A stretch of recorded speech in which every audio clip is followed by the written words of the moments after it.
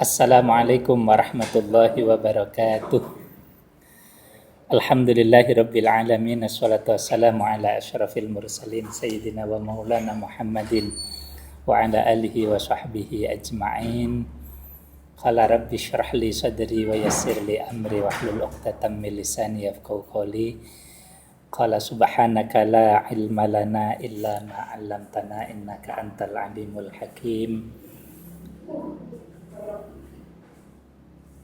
Anak-anakku semuanya, SMA unggulan BPPT Darussalah kelas 10 yang berbahagia. Alhamdulillah, kita bersyukur kepada Allah Subhanahu wa taala. Saat ini kita bisa memulai untuk belajar bersama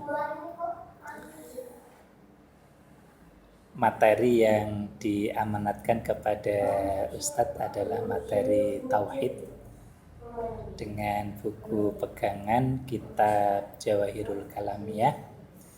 Mudah-mudahan kebersamaan kita belajar bersama memberikan barokah, manfaatan bersama untuk kita semuanya. Amin ya rabbal alamin. Anak-anakku semuanya yang saya banggakan, pagi hari ini atau hari ini Ustadz akan menyampaikan beberapa hal, beberapa poin terlebih dahulu, karena ini adalah merupakan pertemuan awal kita. Jadi yasluhu alaina an nata'araf awalan ilaikum jami'an. Selayaknya dan idealnya kita perlu berkenalan terlebih dahulu. Yang pertama yang perlu saya sampaikan bahwa dalam perkenalan ini, pertama terkait dengan nama saya adalah Zainul Hakim. Itu nama asli dari pemberian dari orang tua. Tetapi pada saat saya tinggal di pesantren Tarbiyatun Nasyi'in Pacul Kowang Jombang, itu salah satu dari guru saya menambahkan nama di depan nama saya dengan tambahan nama Ahmad, sehingga nama lengkap saya adalah menjadi Ahmad Zainul Hakim.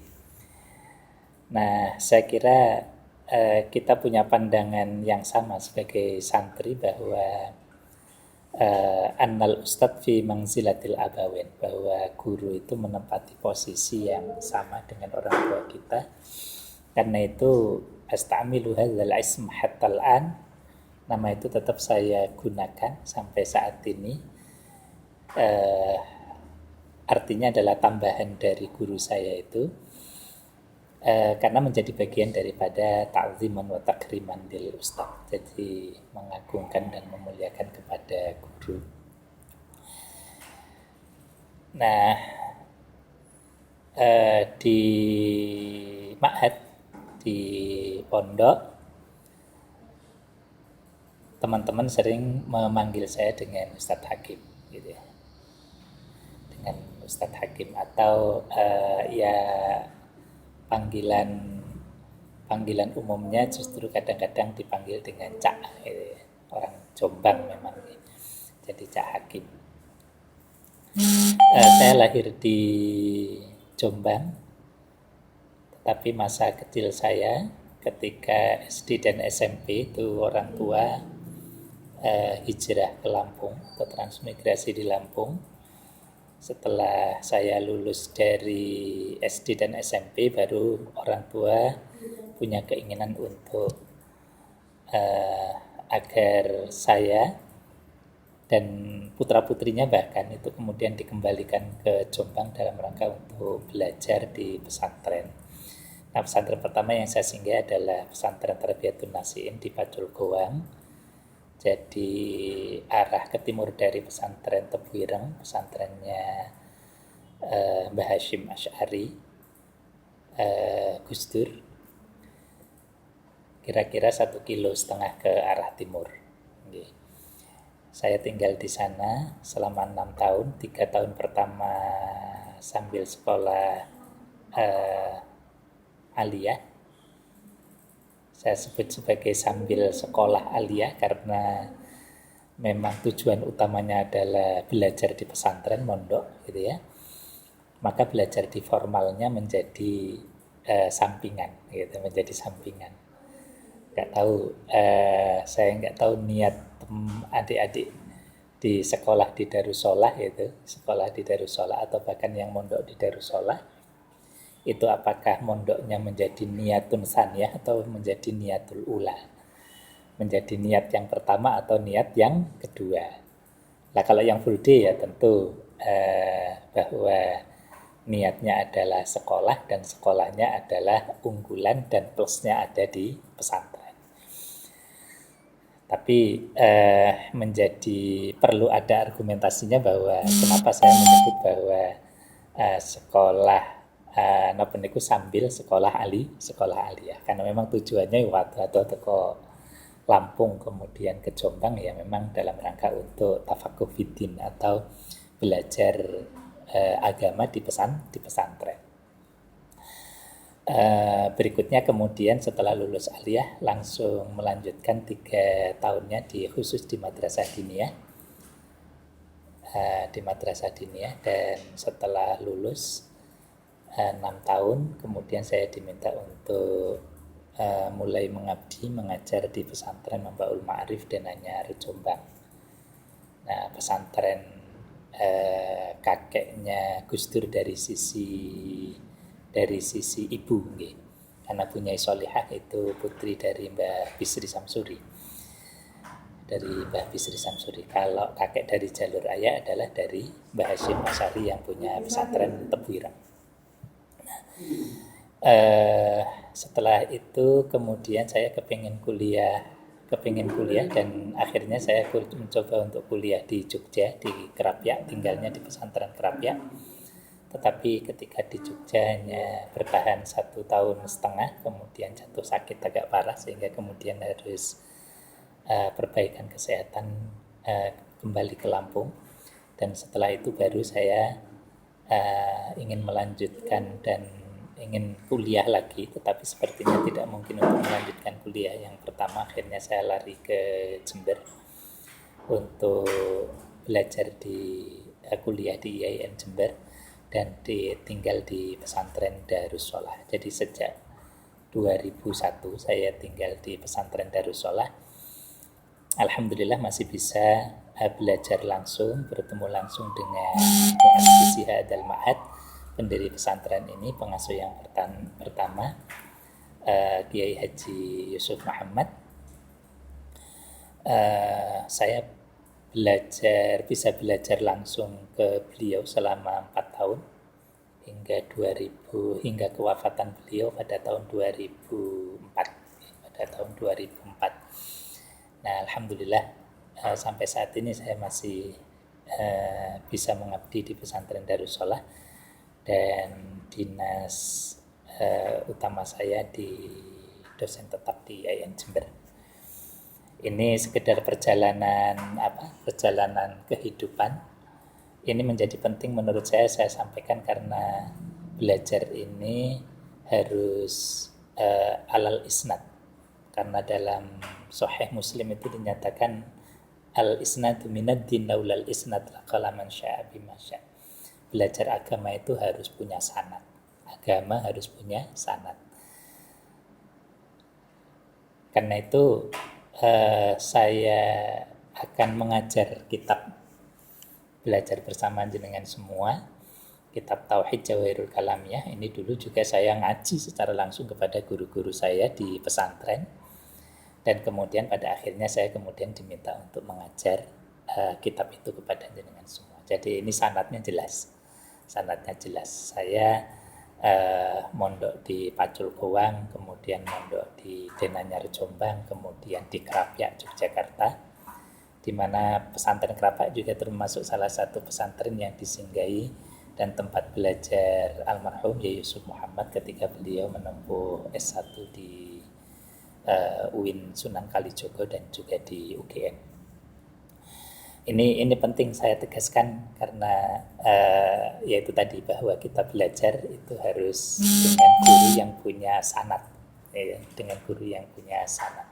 Mudah-mudahan dengan sanad yang jelas itu belajar kita nanti menjadi belajar yang berkah, memberikan keberkahan dan kemanfaatan untuk kita semuanya. Amin ya rabbal alamin.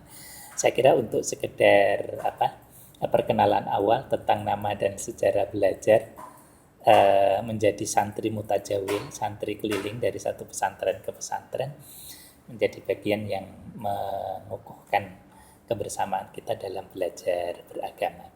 Saya kira ini sekedar perkenalan awal. Saya kira nanti untuk beberapa hal tentang kesan, pesan dan lain sebagainya, atau tentang cerita-cerita bagaimana kehidupan di pesantren, saya kira nanti sambil kita belajar kita bisa melanjutkan atau bisa menyelipkan di materi-materinya. Anak-anak semuanya yang saya hormati, untuk mempertemukan dan memulai pembelajaran pembelajaran kita, jadi kitab yang kita kaji ini adalah kitab Jawahirul Kalamiyah ya. Seperti yang ini kitab Ustadz sudah sampai hancur berantakan ini. Okay. Kemudian kita akan masuk ke halaman di Muqaddimah sebagai pembuka dari belajar kita bersama tentang materi ini. Jadi nama materi kita adalah materi tauhid. Tauhid itu ya dari wahada yuwahidu tauhidan, artinya adalah mengesahkan Tuhan. Mengesahkan Tuhan. Dan mengesahkan Tuhan itu juga kemudian menjadi salah satu pilar utama dari ideologi yang harus kita pegang sebagai warga negara di Kesatuan Republik Indonesia, sebagaimana tertuang di dalam pasal atau di Pancasila kita ya. Sila yang pertama, ketuhanan yang Maha Esa. Dan inilah benang merah yang mempertemukan semua ajaran para nabi dan utusan Allah Subhanahu wa taala, mulai dari Nabi Adam sampai Nabi Muhammad SAW. Bertemu konsepsinya ada pada ajaran tauhidnya, mengesahkan kepada Allah Subhanahu wa taala. Adapun pada persoalan syariat-syariatnya, ya tentu masing-masing nabi membawa risalahnya yang berbeda dari sisi syariat, tetapi dari sisi akidah itu punya benang merah yang sama, yakni ajaran tentang tauhid. Nah, pada muqaddimah kitab ini di halaman 1 itu disampaikan, saya baca dulu, tabarrukan kepada musannifi hadzal kitab. Pengarangnya adalah Syekh Thohir bin Saleh Al-Jazari. Mudah-mudahan kitab ini bermanfaat karena berada pada frame yang jelas, yakni akidah ahli sunnah wal jamaah. Akidah ahli sunnah wal jamaah. Metodologi yang disampaikan dalam hal ini adalah metodologi tanya jawab. Saya kira metodologi pembelajaran dengan cara tanya jawab ini masih tetap menjadi metode pembelajaran yang efektif, baik, dan mudah-mudahan dengan tanya jawab ini, materi yang berupa tanya jawab ini menjadi menarik untuk kemudian nanti kita kaji secara bersama-sama. Anak-anakku semuanya yang saya hormati, kita langsung masuk al-muqaddimatu. Di posisi muqaddimah, wa tashtamilu ala arba'i masail. Di sini mengandung pada 4 persoalan. 4 persoalan inilah nanti yang menjadi tema-tema besar dalam kajian kitab Jawahirul Kalamiyah ini. Sin itu singkatan dari su'alun, artinya pertanyaan. Kemudian nanti diiringi dengan jim adalah jawabun atau jawabannya. Wa tastamilu ala arba'i masyail. Sin, maka al-aqidah al-islamiyah. Yang pertama, kita perlu memberikan definisi yang jelas tentang makna al-aqidah islamiyah. Apa makna al-aqidah al-islamiyah? Beliau memberikan jawaban al-aqidatul islamiyatu yang dinamakan dengan akidah islamiyah, ya al-umuru adalah hal-hal, pilar-pilar, masalah-masalah, persoalan-persoalan, hal-hal allati ya'taqiduha yang allati ya'taqidu ahlul Islam. Orang yang mengaku Islam itu harus meyakini pilar-pilar itu, meyakini rumusan-rumusan itu, ayyajzimuna bisihhatiha, bahkan sampai kepada posisi meyakini secara mendalam, yajzimuna, jazama yajzimu jazman. Jadi meyakini secara mantap bisihhatiha, atas kebenaran daripada konsepsi-konsepsi ajaran itu. Nah, ini makna daripada al-aqidah Islamiyah. Karena aqada yaqidu aqdan itu artinya akad. Akad itu sebuah ikatan, sebuah transaksi, gitu ya, yang kuat dan kokoh, gitu. Maka akidah Islamiyah adalah ya kita meyakinkan persoalan-persoalan itu sampai kepada posisi jazmun, sampai kepada posisi mantap bisihhatiha, atas kebenaran daripada konsepsi ajaran itu. Nah, sin, soal yang kedua, mana al-Islam, apa makna daripada Islam? Maka jawabannya adalah al-Islamu wal iqrar bil lisan. Islam itu adalah ikrar dari lisan. Jadi ikrar itu apa? Pernyataan secara lisan, wa tasdiqum bil qalb, dan meyakini di dalam hati, bi anna jami'a ma jaa'a bihi nabiyuna Muhammadun sallallahu alaihi wasallam haqqun wa sidqun.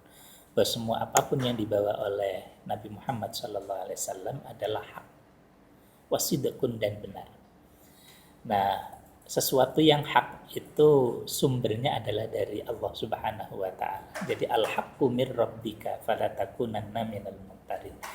Kebenaran itu adalah sumbernya dari Allah Subhanahu wa taala.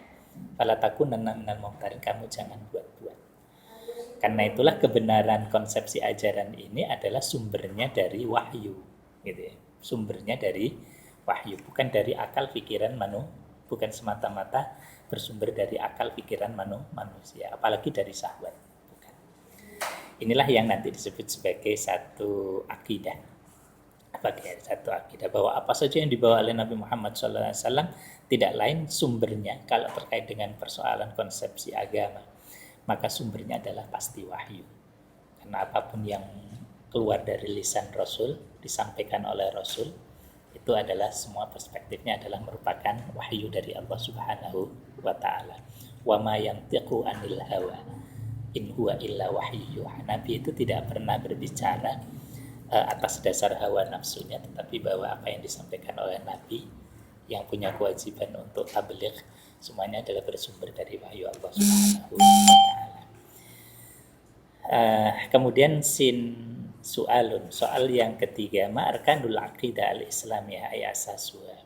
Apa rukun-rukun atau pilar-pilar akidah Islamiyah yang fundamental, yang asas? Maka jawabannya adalah arkanul aqidati, rukun-rukun akidah, rukun-rukun iman al-islamiyati, atau rukun-rukun iman. Kita menyebutnya populer adalah rukun-rukun iman. Sittatu asya, ada 6 pilar.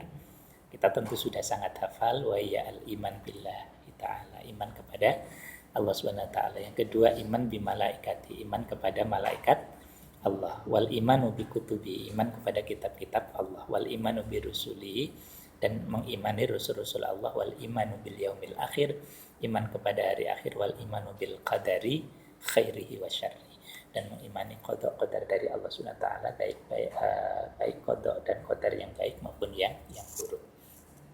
Ini pilar-pilar rukun-rukun iman yang nanti akan dieksplorasi, akan secara detail dibahas satu persatu.